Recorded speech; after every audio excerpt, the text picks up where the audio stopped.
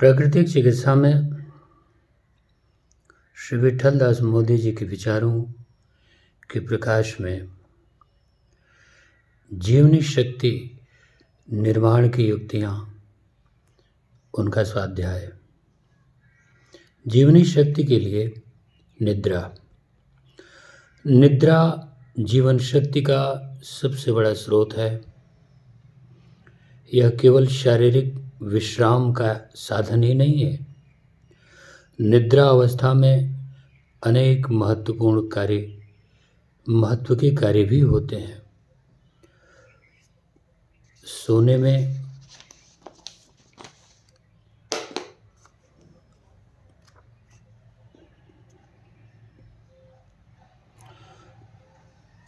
में जागते समय से शक्ति बहुत कम खर्च होती है।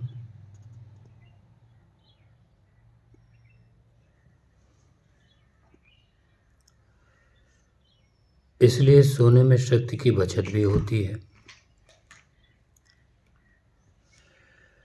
जीवन शक्ति का दूसरा नाम है।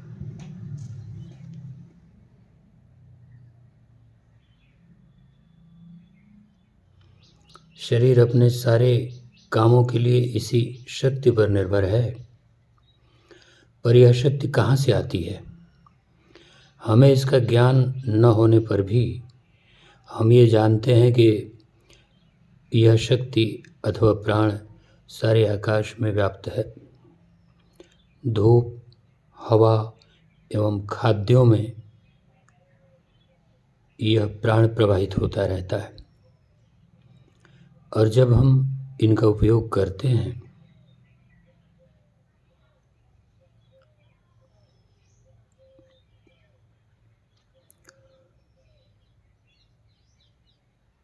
हमारे शरीर का कण कण इसे पीता अथवा सोखता है।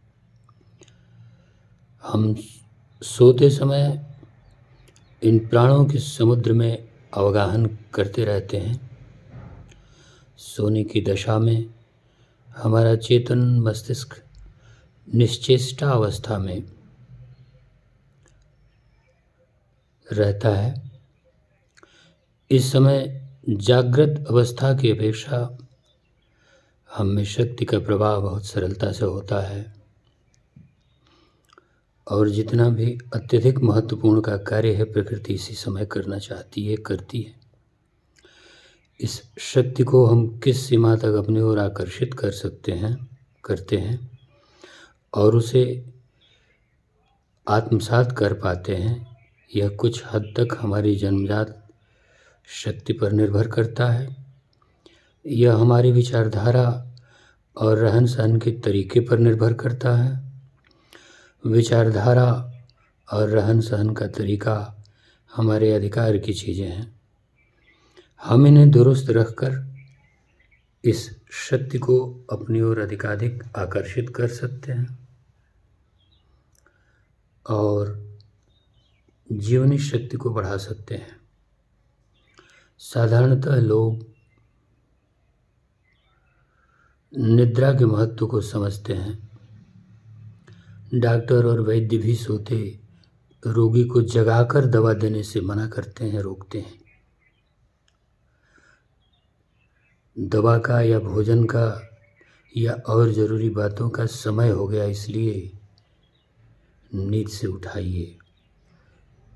यह बहुत त्रुटिपूर्ण है, बहुत दोषपूर्ण है।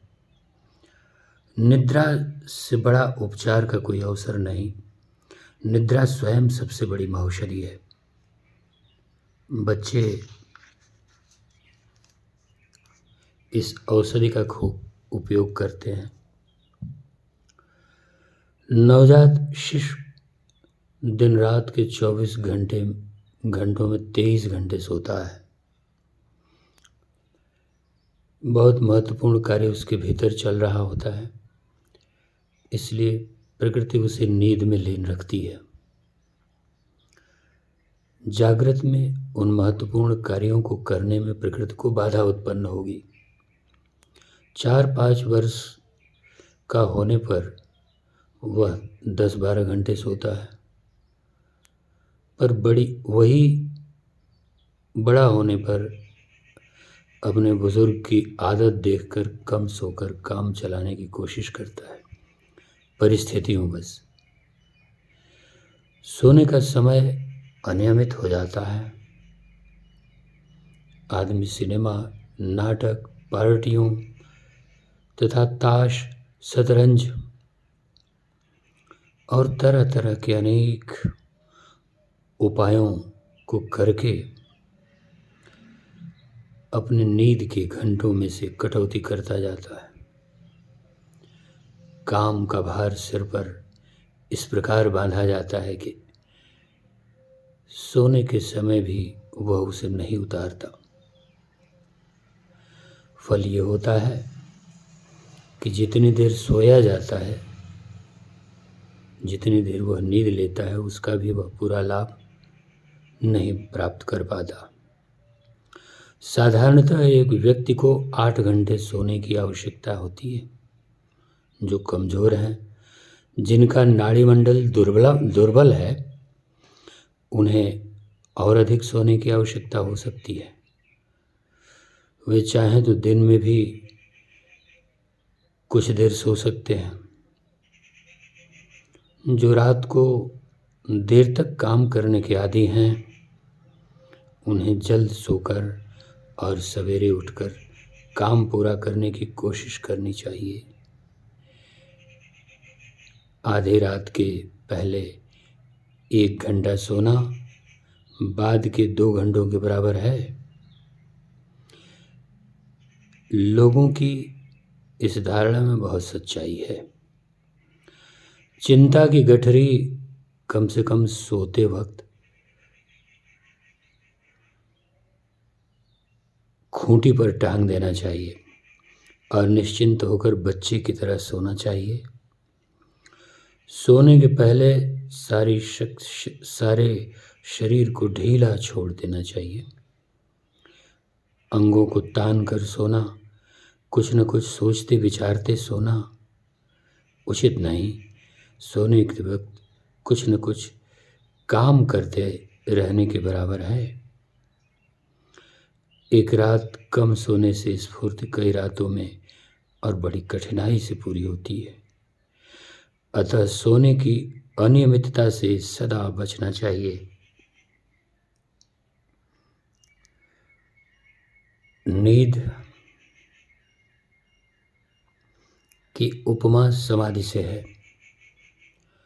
ऐसी समाधि जिसमें कोई थकान नहीं, जिसके द्वारा अमरत्व की कल्पना और अमरत्व का वर्णन किया जाता है।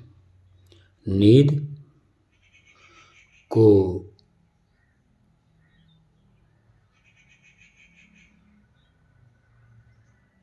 सोया हुआ ध्यान कहा जाता है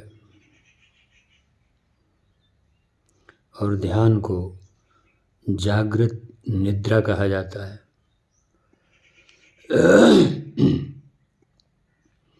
इसलिए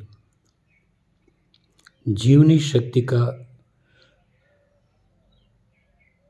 भंडार भरने के लिए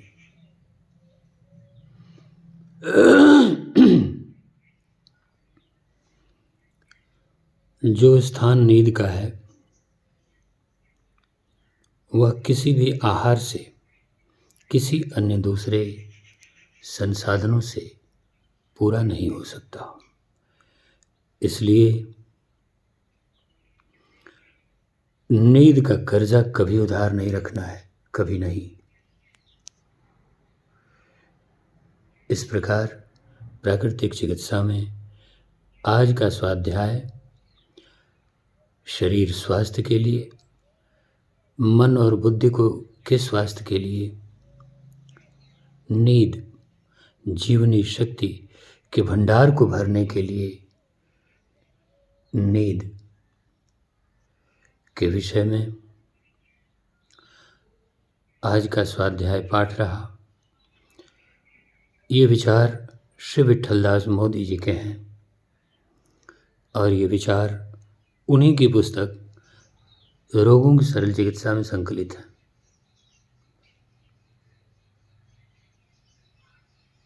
श्री विठलदास मोदी जी को सादर प्रणाम निवेदन है,